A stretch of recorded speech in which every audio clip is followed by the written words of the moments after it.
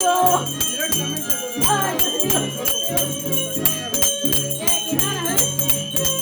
Dios mío.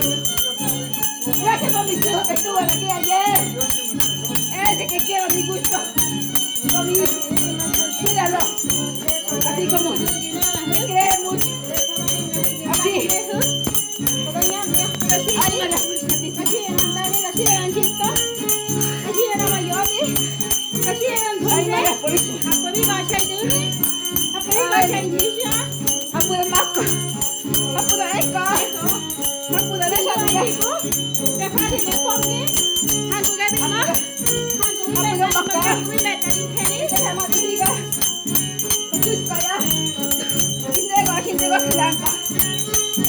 Una servilleta.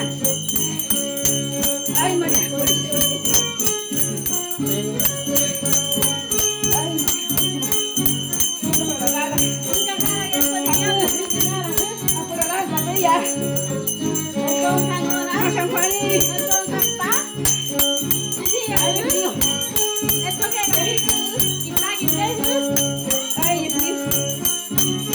Una servilleta para que reciban la lluvia que traen.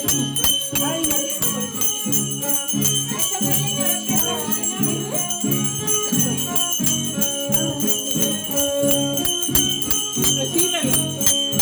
Mi cara. Límpiamela. Este es lo que les entrego. ¡A la lluvia! ¡Que han pedido! Yo les traje el agua. Ustedes me trajeron el agua. Denme también. De Cruz Blanca. Nos traen mucha agua, mucha lluvia, viene bonito. Nuestras matas van a crecer, ya no vamos a subir mucho. Lo que pasa, hay personas que no nos respetan, piensan que es un juego, pero no es verdad. Ahora estamos viendo que las cosas han subido mucho. Porque Dios se siente muy triste que no lo respetan.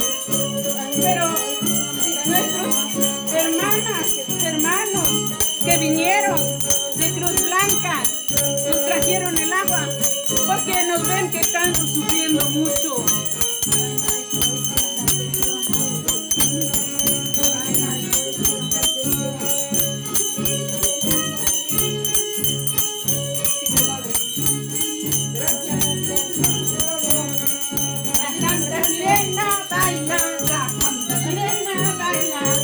Está contenta porque pedimos su ofrenda. Está feliz de que llegaron nuestros hermanos de Cruz Blanca. Respétenla porque llegaron.